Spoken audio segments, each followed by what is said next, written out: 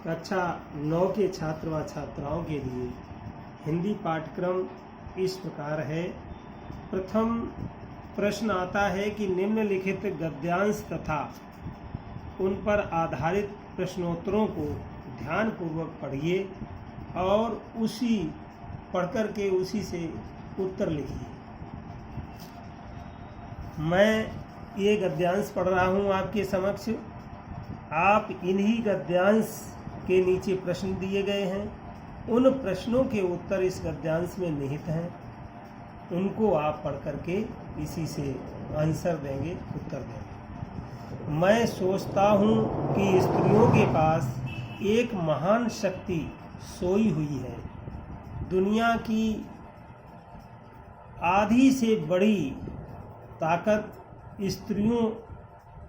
उनके पास है, और आधी तो इसलिए कह सकता हूँ कि दुनिया में स्त्रियाँ आदि तो हैं ही, और उनकी छाया में जो पलने वाले शिशु हैं, जो बालक हैं, वो भी उनके ही अधीन होते हैं। अतः वे जैसा चाहे वैसा ही उनके व्यक्तित्व का निर्माण कर सकती हैं।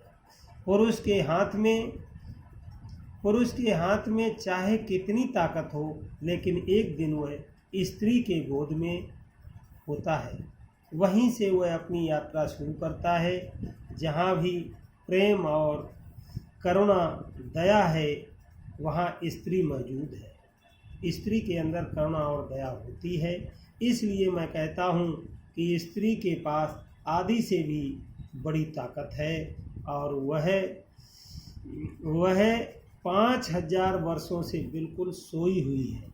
नारी की शक्ति का कोई उपयोग नहीं हो सकता है।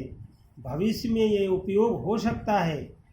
उपयोग होने का एक सूत्र यही है कि स्त्रियां ये तय कर लें कि इन्हें पुरुषों जैसा नहीं बनना है। पुरुष कुछ भी करते हैं, लेकिन हमें उनका सोच नहीं रखना चाहिए। वो बहुत दयालु और शील स्वभाव की स्त्रियां होती हैं।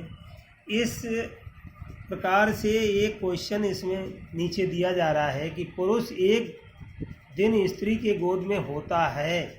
पंक्ति का आशय बताइए कि लेखक ने ऐसा क्यों कहा।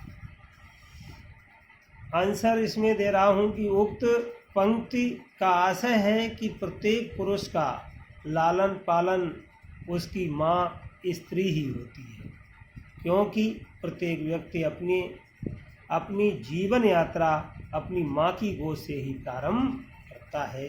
इस प्रकार से इसका ये सूक्ष्म आंसर दिया है।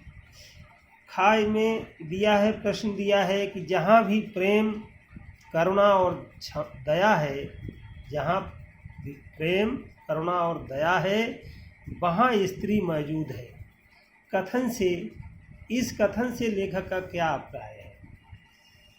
आंसर है, जहाँ भी प्रेम करुणा और दया है, इस कथन का अर्थ है सामान्यतः प्रत्येक स्त्री के सहज गुण है।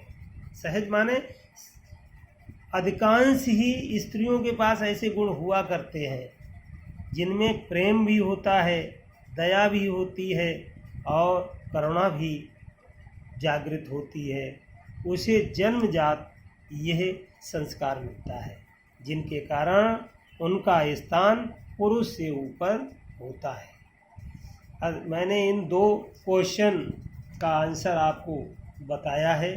अब शेष 3 क्वेश्चन गृहकार्य में दे रहा हूँ प्रश्नों को। इनके आंसर इसी गद्यांश से छांटकर गृहकार्य में पूर्ण करेंगे। पुरुष भी एक दिन स्त्री के गोद में सोता है। इस पंक्ति से लेखक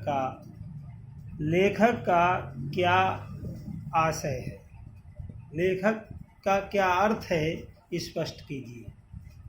दूसरा क्वेश्चन है, लेखक ऐसा किस आधार पर सोचते हैं कि दुनिया की आधी से बड़ी ताकत स्त्रियों के पास है। इस भी उत्तर को आप गद्यांश से पढ़ करके लिखेंगे। तीसरा क्वेश्चन है कि प्रस्तुत गद्यांश का उचित शीर्षक लिखिए। ये किस पर आधारित किया गया है, इसका क्या टाइटल होगा, क्या शीर्षक होगा, वो आप लिखेंगे। इस प्रकार से 3 क्वेश्चन पर इतना ही पाठ्यक्रम आप लोगों को तैयार करना है।